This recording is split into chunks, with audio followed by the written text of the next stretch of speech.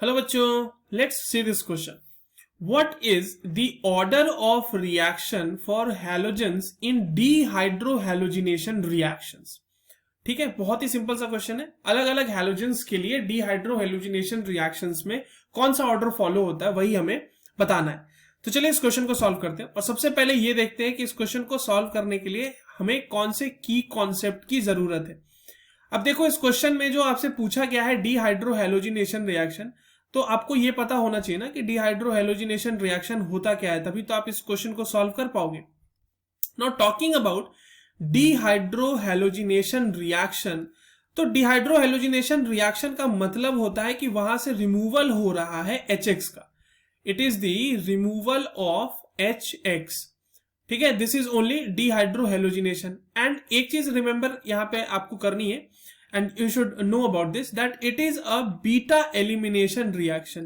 Beta elimination reaction कहने का क्या मतलब हुआ कि यहां पर से बीटा पोजीशन से हाइड्रोजन का एब्स्ट्रैक्शन होगा and that will further lead to the removal of X from the given molecule and that will result into the formation of an alkene. So beta elimination reaction है ये. ठीक है, अब देखो, इतना जानने के बाद हम चलते हैं, एक बार देख लेते हैं कि रिएक्शन होती कैसे है, तो उससे आपको बेटर पिक्चर मिल जाएगा डीहाइड्रोहैलोजिनेशन रिएक्शन का. लेट्स से कि आपके पास कोई एक हेलोजन कंपाउंड है इस तरीके से, जहां पे जो है X लगा हुआ है एक, और यहां पर हाइड्रोजन लगा हुआ है, यहां पे हाइड्रोजन लगा हुआ है. ये दोनों बेसिकली जो अभी मैंने ड्रॉ की, ये बीटा हाइड्रोजन है क्योंकि ये बीटा कार्बन है. बीटा कार्बन मतलब वैसा कार्बन जो अल्फा कार्बन से अटैच्ड हो, और अल्फा कार्बन वो जो डायरेक्टली फंक्शनल ग्रुप से अटैच्ड हो. तो क्योंकि यहाँ पे X is a functional group, तो ये जो कार्बन होगा जो X से जुड़ा हुआ है, that is an alpha carbon and the carbon next to it is the beta carbon.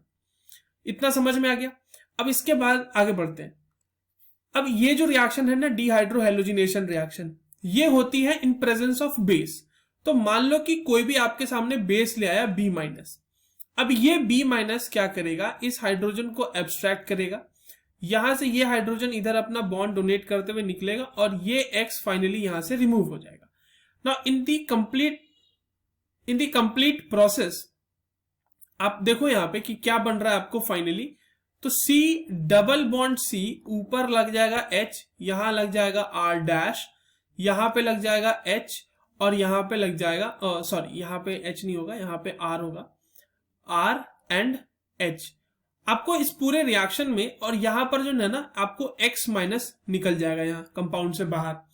अब देखो, इस पूरे रिएक्शन में जो रेट ऑफ डिपेंडेंसी है ना, कि ये पूरा रिएक्शन डिपेंड किस चीज पे, रेट पे करेगा. तो there are lot of factors जिसके ऊपर रेट डिपेंड्स कर सकते हैं, बट जो मेजर फैक्टर है that is the stability of X-. जो स्टेबिलिटी X- की होगी ना, उस पे रेट ऑफ रिएक्शन डिपेंड करेगा. तो stability of X- is one of the most important factor for determining the rate of reaction.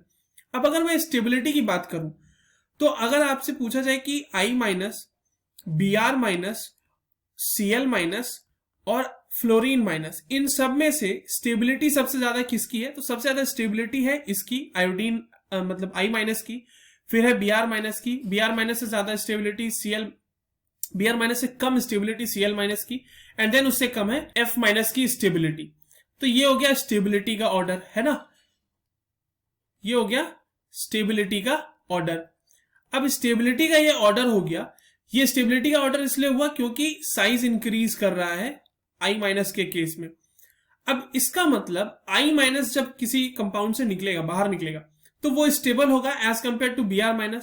Br- ज्यादा स्टेबल होगा as compare to Cl-, and Cl- ज्यादा स्टेबल होगा एज कंपेयर टू F-. तो इसी वजह से जो रेट ऑफ रिएक्शन फॉलो होगा, या order of rate for halogens जो होगा वो होगा कि आयोडीन के लिए ये रिएक्शन ज्यादा स्पीड से होगी, मतलब रेट ऑफ रिएक्शन फास्टर होगा as compare to bromine. Bromine का रेट ऑफ रिएक्शन ज्यादा होगा as compare to chlorine, and chlorine का रेट ऑफ रिएक्शन बहुत बहुत ज्यादा होता है as compare to fluorine. In fact fluorine के लिए तो ये रिएक्शन ऑब्जर्व भी नहीं होती, उसके लिए दूसरा एलिमिनेशन मैकेनिज्म फॉलो होता है, इवन CB मैकेनिज्म फॉलो होता है in case of fluorine. But ठीक है, वो अलग चीज है. अभी फिलहाल के लिए हम रेट ऑफ रिएक्शन जानना था हमें, तो हमने लिख लिया, and this is the rate of reaction which is required for this question. I hope you understood it well. All the very best.